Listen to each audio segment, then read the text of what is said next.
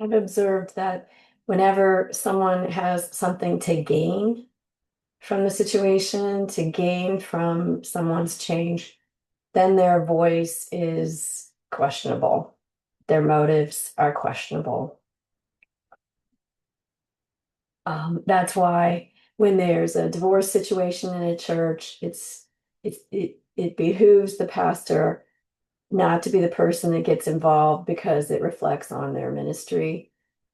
You need someone outside of the situation who's going to take an honest and objective look at it to assist.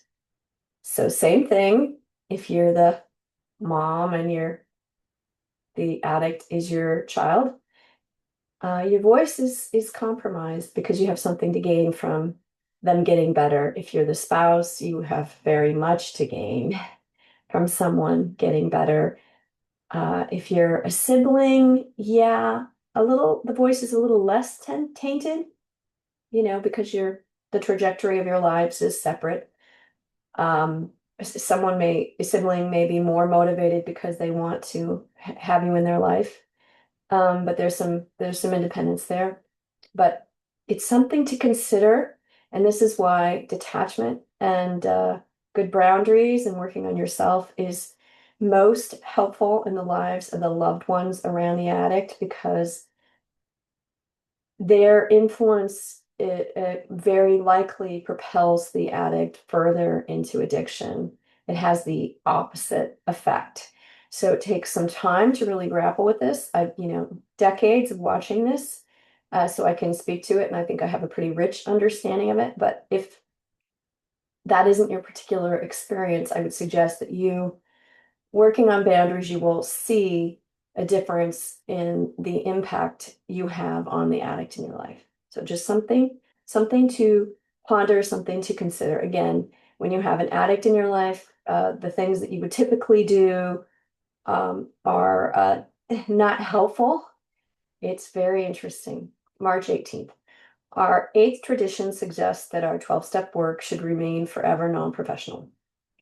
This means that as Al-Anon members, our own experience, strength, and hope is all we need to help one another recover from the devastating impact of addiction.